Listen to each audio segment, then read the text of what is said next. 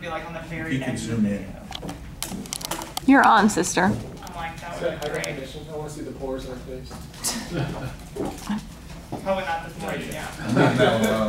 Yeah. Okay, you guys, so this is the BOA 2012 upper level intramural mock trial training that we're going to conduct. How many of you guys are actually participating in the mock trial competition? Okay, awesome. First off, they're on Twin. I just posted this morning some questions and clarifications that was emailed to me by another participant. If you guys are having questions about the fact pattern or whatever, you may want to just log on and look over those. There wasn't anything substantive that changed, but there were just a couple of little clarification issues that I just wanted to make sure everybody was on the same page about. That being said, does anyone have any questions about the fact pattern, about the rules, about anything procedurally with the competition? Yes, Grace. Is the fact pattern posted under competition materials? Yes, it is. It is posted on 2012 upper level intramural mock trial. Upper level? Okay, that's fine. I was like, okay. Yeah. Does anybody else have questions about the fact pattern? Rules, procedures, anything like that? Let me address something that I addressed in the questions that are on Twin. I just want to make sure that everybody is aware. There's a rule basically against fabrication, against having your witness say something that is not directly in their witness statements. We are going to assume for purposes of this competition that those witness statements were given under oath. So they are stuck with whatever they gave in the witness statements. That being said, you cannot go outside of what they said in the witness statements except for reasonable inferences. So things that would reasonably and naturally follow from the things in the witness statements, because they're not 100% complete. I believe one of the questions that was asked was about, one of the witnesses gives a statement that I think either the victim or the defendant came up and was saying nasty things or something very general like that. And the question was, well, can we have our witness, kind of basically make up what nasty things were being said? No, that's going to be outside of what they said, because it's not fair for the other side. It doesn't give them adequate opportunity to prepare, and cross-exam basically. And it's it's just very far outside of what what was actually said in the witness statement. So you can elicit that, they were saying, nasty things or, something of that nature that falls within that witness statement, but you can't then go further down that rabbit trail into specifics that aren't in that witness statement. Does that make sense to everybody? Okay. And any testimony like that you elicit on direct exam, you will be penalized for it. So, on direct examination, you are in control of your witness. Basically, you write a script for your witness in mock trials. You write your questions and you write down exactly what you want them to say. So you are responsible for the testimony that you elicit on direct. That being said, if you elicit testimony on direct that is outside of the fact pattern, you're going to get penalized for that pretty heavily. Yes, Tim? Can we write a script for our witness and have them bring that up so they don't have to memorize everything? They really need to have it memorized. I am not going to say, yeah. I'm trying to remember what I did when I was a witness. No, did they? Last year they let. I think we had depositions, but it's because we had pretty lengthy depositions. We had pretty lengthy depositions when I volunteered as a witness, and in that case, I think we could bring those up. Look at these witness statements are super short, and they're very storytelling. So they should not be difficult for for a witness to memorize, and your direct should be reasonably short. So I don't think that it's too much to ask to go ahead and just have them memorize or kind of freestyle to the best of their abilities. I think that's just going to have to be part of your preparation and working with your witnesses. Yes? Is the mock trial, it's for the trial, right, that we're preparing for? No, this is for the upper level competition. Okay. So Yeah. Okay. However, you are getting BOA training requirements for sitting in this room right now. Can we take our witness statements, which were given under oath, and introduce them into evidence so that we can have our witness refresh their memory? You can do that for like refreshing your memory. You can do it for impeachment purposes. But you're just going to need to be real careful when you do that. A lot of the witness statements in mock trials, depositions and things, they're written sort of ambiguously, so it's kind of hard to impeach unless they just say something that's directly contradictory to what they said. If they said the sky is blue in their witness statement, and then on the stand they get up and they testify, the sky is green, you'll be able to do some impeachment. But if they testify the sky is blue on in their witness statement, and then they get up on the stand and they say, well, the sky was turquoise that day, it's going to be, that you may end up getting bogged down in something that isn't like a huge point. So you can, if you lay the proper foundation, you can introduce them into evidence. I think you're going to have a hard time doing that. But you can use them for impeachment purposes or like refreshing memory. But I would just be really, really careful and know exactly what point you're trying to make, and make sure before you do it that you're making a legitimate and clear point, because it's really easy to get bogged down and then at the end go, well, that didn't really work like all Perry Mason the way that I thought it was going to work. So, any question? Anybody else have any questions before I move on? All right, we're kind of rolling around. We're freestyling a little bit here. Opening statements. Your opening statement for this fact pattern should probably not be 8 minutes, 10 minutes. I think I slotted 10 minutes when I set out your overall time. Probably about 8 minutes or so is good. Remember, you can't argue in your opening statement. You have to say, introduce things with, the witness, or we'll hear testimony today, or the evidence will show.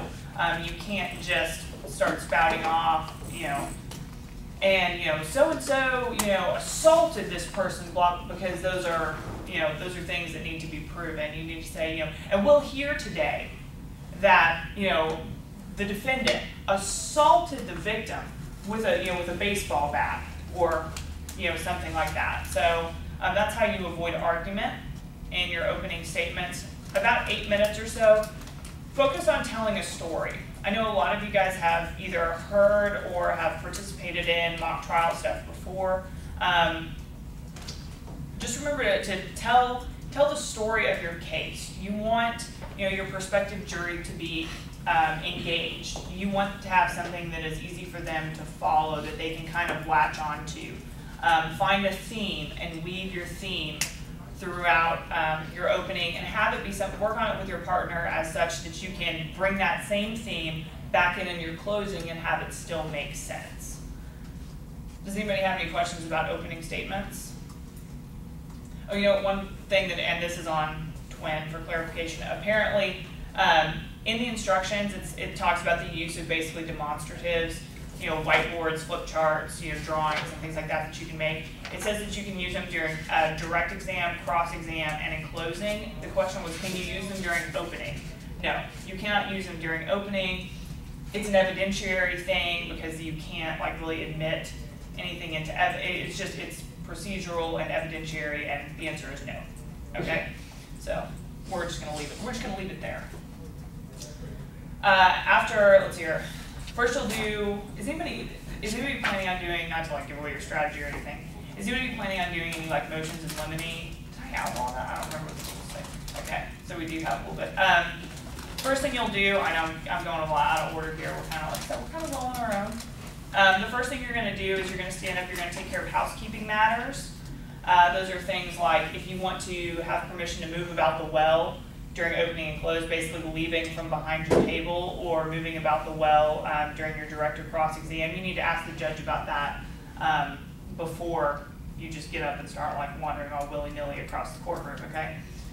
So you'll need to ask the judge that. If you're going to admit any exhibits, you can ask that they be constructively be pre-marked, basically, so you don't have to go through the issue of marking them, because we're not going to have a court reporter to mark them. Let's see, what other housekeeping stuff do you do? Those of us who have mock trial, move about the well. Constructively approach the witness. Oh yeah, constructively approach the bench. Basically, If you have something that you want to be like an objection or some type of an argument that you would like to be heard outside the presence of the jury, instead of actually approaching the bench, you can ask if you can just constructively approach. And that just basically means, hey, if we're constructively approached, then the jury is not hearing whatever we're saying right now. It just saves time from everybody walking back and forth. Witnesses, you can ask that witnesses be pre-sworn. Yeah. And then if you ask to approach them once, you don't have to ask again. You can just approach. Exactly. Yeah. So you're directing your witness. You say, Your Honor, may I approach? Yes. And then you can just continue to approach the witness, as much as you need to, but not obviously probably excessively throughout the rest of your direct exam. Then opposing parties, when you get up on cross, you'll need to ask again, even if they've already been given permission on direct. You'll need to ask again. May I approach the witness? Yes, you may, and then you can continue to approach the witness for the duration of your cross exam. There will be redirect. There is no recross, though. So make sure that you hit your points on, especially on cross exam the first time around. Invoking the rule. Did we talk about that? Yeah, rule of sequestration. Yeah, you can invoke. You can constructively. That's a housekeeping matter. You can constructively invoke the rule. That's the rule of sequestration. That's rule 619, 6 something. It's some rule of evidence. It's called the rule of sequestration, and we just refer to it as the rule. It basically means that if you're testifying in the case, then you have to leave the courtroom. We just do this constructively. Everybody's going to be sitting in there anyway, but it's just kind of a, hey, I know what I'm doing. So it's kind of a nice. You might get some style points for that. Also, before you do your housekeeping matters, make sure you stand up and introduce yourself to the judges. Tell them who you are and what side you represent. Good afternoon, Your Honor. My name is Bria Larson. My co-counsel, Emily Curtis, and I are here today representing the defendant, so-and-so, right? So that way everybody is just on the same page about who you are and what side you're doing. Kind of gives them a little bit of context moving forward for your housekeeping and your pretrial matters. After you get done with all your housekeeping, you're going to do any pretrial motions. This is going to be your motion in limine. You just stand up and say, Your Honor, at this time, the prosecution, has a motion in limine, and however many parts. A part is basically like each different issue you want to deal with is a different part of your motion in limine. So, say you have 3 issues you need to deal with. You don't want them to talk about. This is not necessarily specific to this fact pattern, so don't be like, I didn't see that in there. Okay, don't freak out on me. I don't want you to be able to bring up his criminal history or the defendant's, how much money he makes or, whatever else. That would be a motion in limine in 3 parts. So you'd say, all right, the first part, blah, blah, blah, blah, make your arguments. You guys argue back and forth. Judge rules, in second part, argue back and forth, rules, and it continues on. Be careful with this because this, in mock trial competitions, especially in traveling competitions, there is a separate small amount of time set aside for motions in limine. Motions in limine in this competition will come out of your total time. So if you get bogged down, just know that you're going to have to make cuts someplace else. So just be aware of that. Any questions about pretrial matters, motions in limine? What's the total time of the count? 75 minutes. 75 minutes aside. So just be aware, and that should be plenty of time. This fact pattern is simple. That should be plenty of time, but just be aware on little things like that to just make sure, just don't get bogged down and stuff. It's kind of like the impeachment thing. It's real easy to get bogged down and then realize, that really wasn't that big of a deal, and I really shouldn't have wasted that kind of time. It didn't have the impact I wanted. It's not going to have the effect I wanted. Really focus on big deal stuff. So we've talked about our pretrial matters, housekeeping, motions in limine. We talked a little bit about openings, which I think everybody's pretty familiar with. Direct examination. Direct examinations, you cannot lead, which means that your questions cannot imply the answer you are soliciting. You know, you can't say, you wore a blue sweater today, didn't you? You need to say, you know, Miss Curtis, what color sweater are you wearing today? A blue one. And that's going to be how your direct exam goes, okay? Try to write your questions. I know some of us have had evidence and some of us haven't, but as much as possible, try to write your questions to avoid objections. It'll make your direct go a lot smoother, and it just makes you look more professional that you already know just how to avoid those.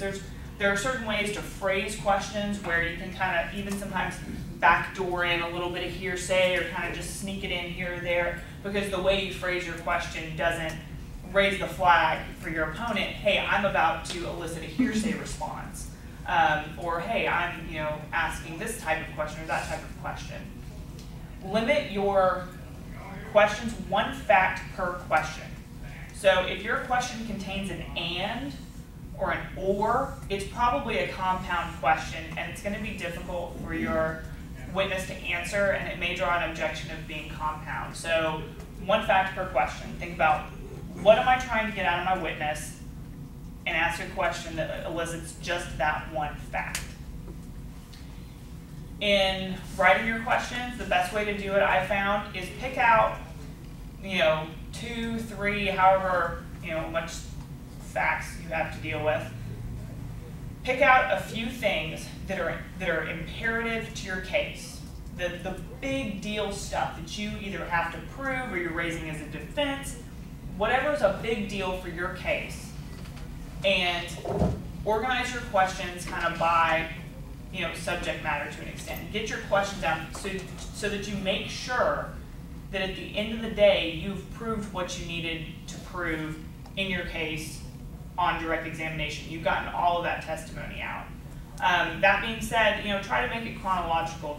Yes, Tim? You can finish your sentence, but. Okay.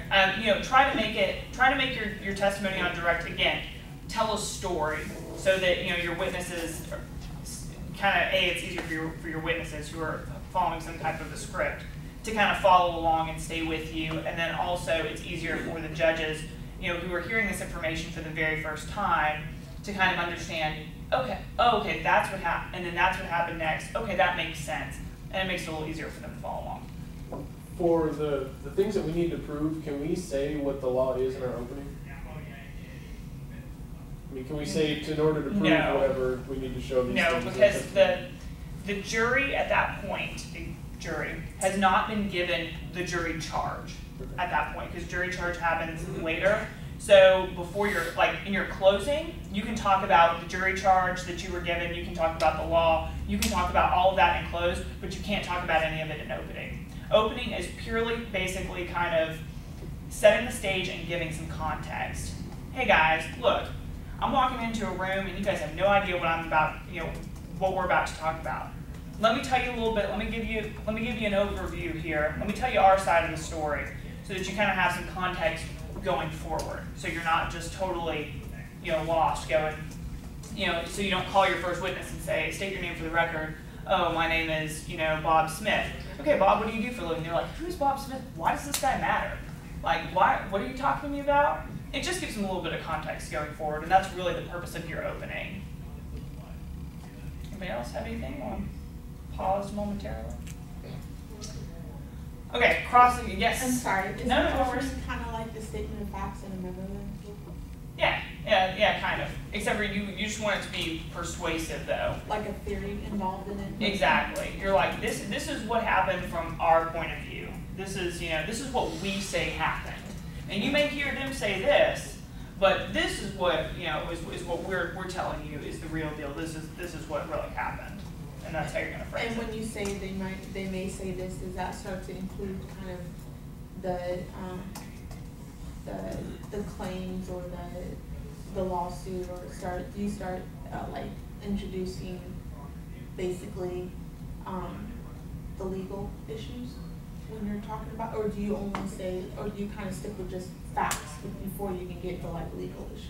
You need to just stick with the facts at that point. An opening statement, stick with the facts. Now you can say, especially if you get up on defense, you can say, Now, you've already heard today, you've already heard a lot about X, referring to what they said. Or you can get up, if you're the prosecution, well, we expect, that the defense is going to tell you that this was, self-defense or whatever. And you can say things like that, but you don't need to get into all the legal mumbo jumbo, because that's going to come at the end. That's going to be something that your closer is going to hit on. Okay? Cross-exam. Your cross-examination, you get to ask leading questions, which is like the best thing ever. Cross-exam is quite possibly my very favorite thing to do. Basically, you state whatever fact you want them to admit to, and you end it with, didn't you? Isn't that true? And you just phrase it in a way that basically they can answer the question yes or no in its entirety.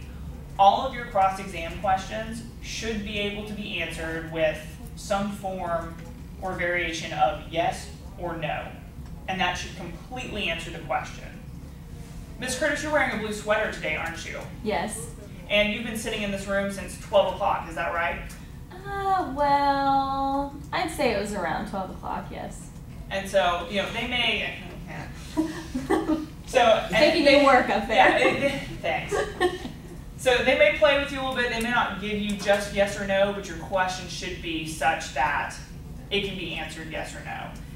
If they do start, if they start being overly, if your other witness starts being overly combative,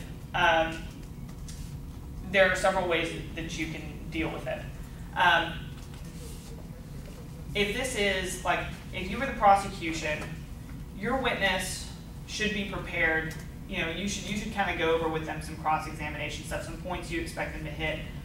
Since your witnesses are doing both sides for you, they should be prepared for a cross. They should be able to kind of play with the other side just a little bit. Give answers like that instead of just saying yes, no, that's right. Mm-hmm. They said, well, yeah. I mean, I guess it was about 12 o'clock. And just they can kind of play with them just a little bit, but they can't go outside the fact pattern or come up with something totally from left field. One really good way to, if you don't get an answer or if you don't get a concrete answer from your witness, and it's from a cross exam, and it's an important point, that you really need a definitive answer, and you say, Ms. Curtis, let me bring you back to my question. So the time that you came in and sat down was 12 o'clock today. Is that right? Yes. Thank you.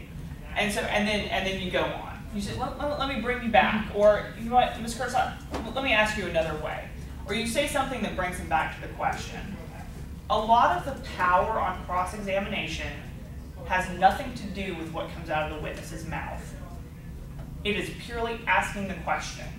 Let's see. The questions we usually use for the examples on this, I don't know that I want on videotape later. So, but think about an embarrassing question that you might ask someone. Tim, can I embarrass you a little bit? You can try. Okay. Tim and I have a good relationship, and so I feel comfortable doing this with him that he will not be offended. Mr. King, you wear women's underwear, isn't that true? No. But now everybody's thinking, what? It doesn't matter what his answer is, because I have just imputed that fact about him. And so a lot of the power on cross, even if you don't get exactly what you want from your witness, is just asking the question. So don't get bogged down just belaboring a point, especially if it isn't that important to what it is that you're doing. Get those specific answers on incredibly important points. But if it's something that's kind of collateral to your case that you just kind of want to bring in to show bias or show something else, just hit it and quit it, right? Ask the question, get your answer, move on. Don't get bogged down. Anybody have any questions about cross? Excellent. Then at the close of the prosecution's case, because this is a criminal fact pattern, the defense is going to stand up and they're going to make a motion for a directed verdict, which basically means the prosecution has not proven their case. So you're going to stand up and you're going to give your best argument why the prosecution has failed to meet or failed to show the elements of one or more of, is there only one? been a minute since I've read this fact pattern. Is there only one charge, or are there multiple? There's 3 charges. There's 3 charges? Okay. So you can do it just based on one charge, you can do it based on, all 3 charges, but just why the prosecution has failed to meet, or how the prosecution has failed to meet an element of one of the things that your client has been charged with. You just stand up, you make the argument. Your Honor, at this time the defense moves to make a directed verdict in favor of the defendant. The prosecution has failed to show that that the defendant used a deadly weapon as defined in the jury, blah blah blah. And then you make your arguments about why they have not presented even a scintilla of evidence to show that a deadly weapon was used in the commission of this crime, and therefore we move for a directed verdict. It can be short, sweet. It doesn't have to be super complicated. It's going to get denied. This is mock trial. They always get denied. Even if they left out an entire part of their case and they brought up nothing about a weapon, it's going to get denied. Okay? That's just going to be the way it happens. But just stand up and you do it, and you get style points for it. Okay? It's also important, if you're trying to appeal it, you have to make sure that you preserve that error. Yes, exactly. So, yeah. Even if it gets denied, you gotta say it. Exactly. Good point. Excellent point. Right. Preserving points for error. Style points. I'm very seriously doubting it's going to be appealing this decision. Let's hope. So, okay. After that happens, the defense is going to put on their case. Defense, you're going to go through your direct. Prosecution is going to cross. You're going to get to the end. You're, redirect. You're going to rest. After both sides have rested, you can get a time check. They'll probably want you to take a break either between prosecution and defense, or between defense resting and close. You'll probably take a 5-minute break or something, just to kind of give everybody a chance to get up, stretch their legs, go to the bathroom, what have you. Then you do a time check. Make sure you do a time check. Ask your timekeeper how much time you have remaining, and then you'll go into your closing arguments. Everybody only gets one shot at this. There's not going to be any reclose. Generally, prosecution, defense, and the prosecution has a chance to get up there a second time. We're not going to do that. So, do I have it set up? Does prosecution close first, or does defense close first? Since there's no, it's in the rules. Look at the rules. Defense goes first. Oh, wait, thank you. See, oh man, I'm smarter than I give myself credit for. So in this case, because That's what the rules say. okay, yeah. Do we have questions? Marissa, David, do you guys have questions that I need to answer or something? We just got an email from Jen that we got a trophy in our tournament. Oh, nice. Mailing it to Congrats. us, so we don't know what it is though. Oh, So that's okay. that's A trophy is a trophy. All right. So in this case, defense is because prosecution isn't going to have a chance to reclose, then defense is going to go first and prosecution will go last. So that way, because the purpose of having the prosecution have a second time to go is basically to mop up any points that the defense brought up that they basically want to rebut. And so the defense is going to go first in order to give the prosecution, basically full disclosure of what they're going to say. So the prosecution then can do their close and then mop up any points that the defense brought up that they feel like they need to address. So yeah, and that should take you through. After you get done with that, everybody will shake hands, your judges will tabulate your scores, and you'll find out how you did and if you're moving on. Does anybody have any questions about Saturday the 14th, how it's going to work, courtroom attire, please? Yes. Is it just one round, or do the people who do well come back later in the day? There will be, right now we have 5 teams signed up. So there will be 3 total rounds, including the final round. There will be a preliminary round, there will be a semifinal round, and then there will be a final round. So you could be here very late in the afternoon. I lied to you. Is it all in one day then? Yes. I lied to you about the closing rules. Oh, did you? It says prosecution will close first, followed by defense closing, and then a rebuttal by prosecution. Oh, really? Did I put a rebuttal in there? All right, y'all can have a rebuttal. That's cool. I didn't remember doing that. But that's okay. All right, cool. Well, then we're going to do it that way then. This has been a minute ago since I wrote this. Yes, Emily. Who do we talk to if we want to help out on Saturday, not compete but help? Sign up on Twin. We might need There a you go. witness. Thank you, Ms. Marissa. Okay. All on top of it. I can't be there the whole day. That's the problem. That's okay. Yeah. Yeah, just sign up. Just sign up. as Marissa pointed out, because she is signed up on Twin like a good supporter. Do you Yeah, know just- who's running it? sign up I on think we Twin. both had questions about who to talk to. Yeah, I'm not going to be here on Saturday. Graham. Yeah, so Graham Norris and Brad Carpenter are going to be here, and they are going to be your big kahunas for the day. So if you have questions, please talk to them. John Griffin's also going to be here. So if anything, goes completely awry, then we'll have the boss here. So yeah. Anybody else have any questions about how this is going to work? Yes, Mark. On making objections during the cross and direct on the witnesses, is it the same way with the opening and closing? Like the opening, whoever makes the opening statement, only that same person is the only one that can object? Is it the same way with the witnesses? It is. Yeah. Let me actually go over that real quick. There's basically a one witness, one attorney rule. So basically, if I am directing witness A during the cross of witness A, I'm the only one that can make objections. And the person who is crossing witness A is the only one who can make objections to my direct. So same thing. So in opening, the person who's giving your opening is the only person who can object to the other person's opening. So does that make sense? One person, one witness. Same thing, responding to objections, making objections, one person, one witness. If you're, nobody should ever object during close unless they just say something completely outlandish. But, did you get objected to during a close? I did. No, Oh, we did. oh, okay. Good job. That's all right. Rare, but okay. I guess it happens. Like twice in the same competition. Nice. All right. So, but Are you being outlandish? in the That was case that great. you're like Dave, and you get objected to during close, then We got a trophy for it. they'll just have to argue out the objections between the closers. So, anybody else have anything? For objections, do you want us to do it in a way that preserves error, or just, like if you say objection as you go sustained, and you say, request for instruction to disregard, and they go disregard it, then you go motion for mistrial. Do you want us to go all the way? No, you don't Go have all to. the way, Tim. Yeah. You can. They're going to deny. The thing is, if you go, and Your Honor, at this point we move for a mistrial, they're going to be like, denied, and then you're going to move on. But you have to if it's something important. He wants to But go this all the is, way. but this is, You do whatever you feel you need to do, man. I know, but this is Do mock whatever you trial, think. so we don't Just do go, what you do, baby. we don't go all the way in mock trial, okay? Marissa That's just just told me not to go how, all the that's way. not how, I know. She likes it all the I'm way. just, Y'all I'm aren't both that. y'all's That just got kid. recorded. Yeah. Y'all aren't that those kind of girls. Alright, so we're That on was on tape, record. so, Talking yeah. about baseball. All of this is being recorded for playback later and will be posted on the internet. So yeah, to answer your question, Tim, no, you don't.